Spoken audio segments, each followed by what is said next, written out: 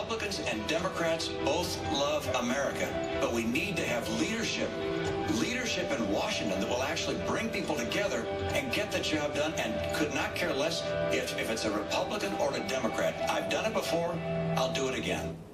Well, the problem is the bipartisanship he touts didn't exactly happen in New York. According to the New York Times report, when he was governor up there, it describes, by the way, the Times did this way. Bipartisanship was in short supply up there. State House Democrats complained that Romney variously ignored, insulted, or simply opposed him with intermittent charm offensives. He vetoed scores of legislative initiatives and excised budget line items at a remarkable 844 times. He changed budget decisions, according to the nonpartisan research group up there. FactCheck.org, lawmakers reciprocated by overriding the vast bulk of them. Anyway, not exactly bipartisan up there. My problem with reading a teleprompter when the words get screwed up. Anyway, Eugene Robinson is a Pulitzer Prize-winning Washington Post columnist and an MSNBC political. And Shannon O'Brien, the great Shannon O'Brien, is former Massachusetts state treasurer who ran against Romney for governor in 2002. So, Shannon, thank you. Thank you so much for coming on. I've never met you, but I do call you Shannon. I think I met you once. But here's the story. Tell us what you know, honestly, coming into this campaign about Mitt as he got along with Democrats in your state.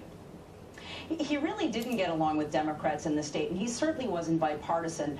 I think that the Republican minority leader described it best. When Mitt Romney came in as governor, he was actually a CEO. He was used to just kind of telling people what to do and expecting them to listen to him. That didn't sit well with the democratically controlled legislature. They thought they were an equal branch of government, and as a result, he had something like 800 budgetary or line item vetoes or legislative vetoes, most of which were overridden by the legislature, sometimes unanimously.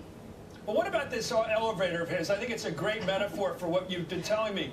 Why did he have his own self-created, self-restricted elevator in the State House that no one else could use? Tell me about that. There's an elevator that sits right next to the door to the governor's office, and it's always been open to the public, except for when Mitt Romney was governor. He basically put up a rope, said you can't come into this elevator, and he was the only one and his immediate staff that could go up and down. The legislators believed he was afraid that he might get stuck on an elevator with an aggressive legislator who might try to actually ask them to work with him on a particular piece of legislation. He didn't want to have those kinds of conversations. I heard he didn't even know the names of the lawmakers in Massachusetts who were Democrats. Didn't know, when he saw them, he didn't know who they were. He didn't make much of an effort to know them, didn't know their names. As a matter of fact, he once or twice even got the name of his own lieutenant governor's name wrong. He called Kerry Healy Sherry Healy. Well, that's a good start. Gene Robinson has watched politicians over the years. He seems like pretty much of a stiff, myself. Well, yeah, I mean, if you... A guy who doesn't hang out with the boys. No, he's not a hangout kind of guy. Yeah. I mean, he's just not... You know, it's an interesting question of bipartisanship. You know, the example people always point to is Tip O'Neill and Ronald Reagan. Yeah. But one thing that you need, one prerequisite, is that each has to know where the other stands. You know, Tip knew what Reagan believed. Reagan knew what Tip believed, and then they could wheel and deal. I don't think that could be present with Mitt Romney. You don't know exactly what his core beliefs are. They seem to be so fungible and so malleable. Are you really negotiating with a guy who has to negotiate with his people all the time? Does he have to go back to his constituents? Grover Norquist can't touch revenues. The neocons got to be warlike. Does he have to go the religious right or abortion or any kind of same-sex issues? Does he have to check back all the time because he doesn't have a personal core? Right, and so, you know, if they won't buy it in brown, let's make it in blue. You know, I mean, that's sort of business mindset that I think he brings to everything he does. And so they wanted severely conservative rhetoric during the primary, so he gave it to him. And now he thinks they want different rhetoric. Well, anyway, campaigning in Ohio, Vice President Biden pointed out that as Romney plays up his bipartisanship, his credentials in that department in closing days of the campaign, he may find his biggest headaches come from his own party, as I was suggesting. Let's listen.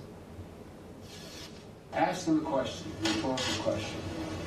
When have you ever seen Governor Romney take on the establishment of his party?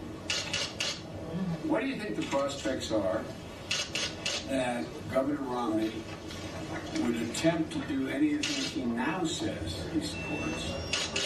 What do you think the chances of him doing that with the Republican-controlled Congress or competing Congress?